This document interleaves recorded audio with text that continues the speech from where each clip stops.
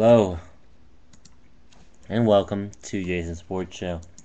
No intro music today, because you know who just made the World Series? The San Francisco Giants. Oh Lord Almighty. This is worse than my possible nightmare. I've had some really bad nightmares. Lord Almighty, the Giants made the playoffs. Well, that was okay. They were a good team for the regular season.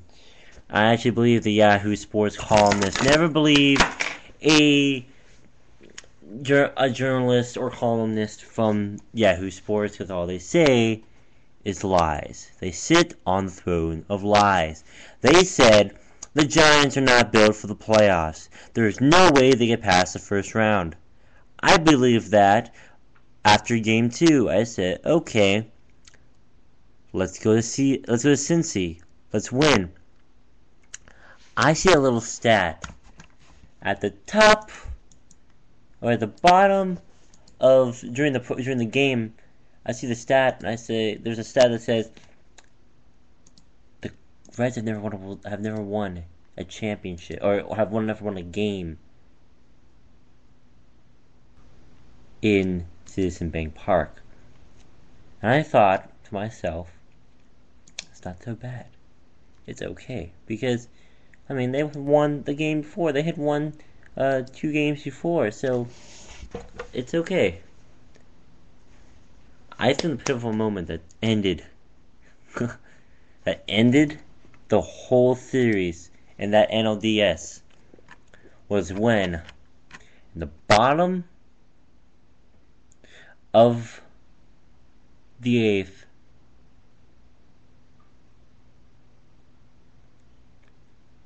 when they couldn't, Joey Votto got walked. He could have started something. But after that, Ryan Ludwig struck out swinging, and Jay Bruce come off. But let's stop joking around. I'm joking, guys. I'm being funny. The real actual moment where it ended the chances of the Reds making the next round was when they put Jonathan Broxton in.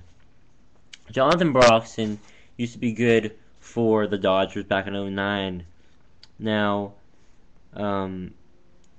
he did not do so well in 2010.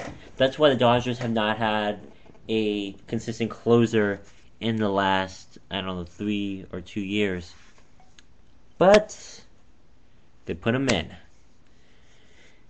He got two singles off the bat. Posey, Hunter Pence got some singles. He struck out Brandon Belt, struck out Xavier Nady, and he threw a pass ball. Now, there's a problem on an error by Scott Rowland, and Posey scored.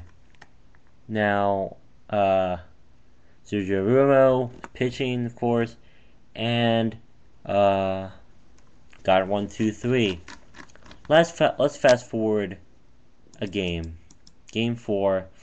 Come on, guys. Don't stop joking around. It's time to win a championship, guys. No big deal. Oh, big deal. Angel Pagan connected on the second pitch of the game, and that set the tone for the entire game.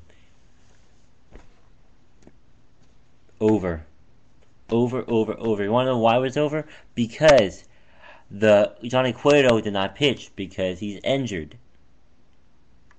And then, it was the day after my birthday, so I said, okay, birthday present from the baseball gods, let's win.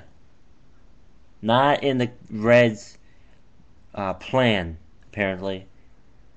To lose was in their plan. Let's lose game 4. How about that, guys? How about that? Sounds good to me. Sounds good with you. Sounds good to me. They lose that one 8-3. Game 6. Okay, Cincinnati Reds. Let's win a game, shall we?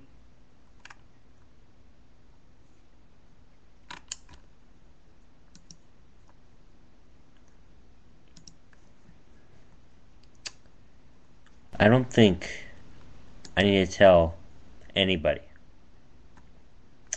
what happened when Buster Posey came up in the top of the 5th. That was the first inning. So Blanco hits a single. Crawford triples. 1-0 Giants. Matt Cain grunts out to the pitcher. That's an easy out. Angel Pagan is safe at first due to an error by Zach Cozart. Crawford source. Scudero comes up, gets walked. Sandoval singles to left. Bases loaded. Ball, strike, ball, strike. 2-2. Buster Posey hits a home run to left, 415 feet, grand slamma jamma. It's 6-0. They never recovered. You think they recovered? Whoever thought they recovered after that was beyond my imagination. They had a chance to be somebody, but they didn't. Jay Bruce got rolling. Both. The last 2 outs of the game. That ended the Red season. Let's go to the Giants when they played the Cardinals. 3-1. You're at home. You're supposed to win. You're supposed to win, kid. You're supposed to win in Game 5. What happens in Game 5? Apparently, St. Louis did not get the memo. In the last 3 games in the series, they only scored 1 run. 1 run. 1 run. And that was it. I don't think I need to tell a story because you've already seen it the last 2 nights. So, Giants in the World Series, and they're facing the Detroit Tigers. I have a cousin in Detroit, cheering for the Tigers. I don't really want the Giants to win a World Series again, because then me as a person would not be able to go back to sports broadcasting camp and talk trash, because I could not talk trash for the rest of my life. That's all I have to say. Moving on. Football. Haven't been really talking about the football. You know what I mean? But hey, here's some teams. Here are 6 teams. Oh, how about 8 teams from each division that should hit the panic button right now? Shall we take our tour on the land? Let's start in the AFC West. Kansas City's 1-5. Lost the last 3 games in a row, and they're gonna have Brady Quinn starting instead of Matt Castle. Now I can understand that. That's okay. I mean, come on. Week 7 was a bye week. Brady Quinn will start. Now, folks, the Chiefs are 3-0, an 0-3 at Arrowhead Stadium. Their greatest rival, the Oakland Raiders, are coming to town. Mi amigos. They're coming to town. What? You can't start a rookie. You can't start. Well, you can't start a rookie, but you can't start this. Okay. Been getting ahead of myself. I'm sorry. Brady Quinn, mi amigo. Come on, Brady Quinn. You think Brady Quinn can lead this kind of trashy Kansas City team to a win against the Raiders? Come on. The Raiders are coming off a win against the Jags. The Jags are as good as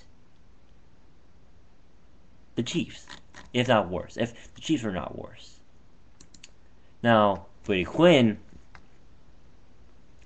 in his career, used to play for Cleveland. Cleveland. That's all you can say. Cleveland.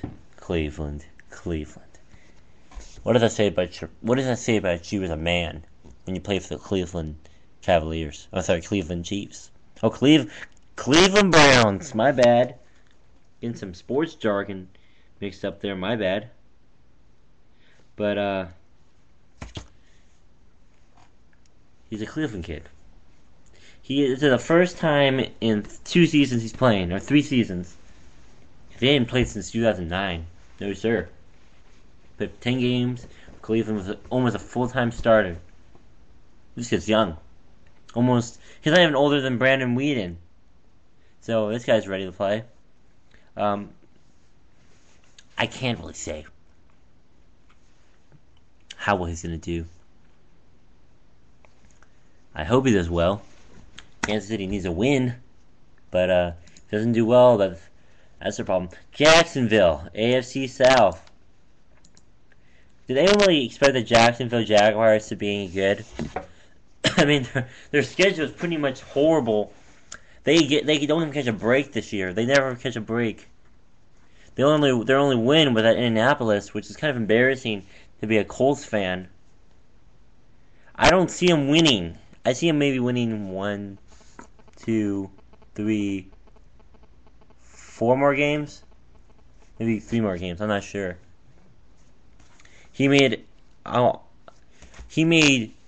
Jacksonville made a horrible decision. I don't know if they made a conscious decision when picking a quarterback. Blaine Gabbert, my friends, is not a legit quarterback. I said it. Jacksonville, come at me, Jacksonville, come at me. I ain't afraid of you. I ain't afraid of your retirement homes and your doubtful quarterback. Hey man, I'm not scared of you. Blaine Gabbert has a mullet. Not only a mullet, but he's 23 years old. Has 2 years experience.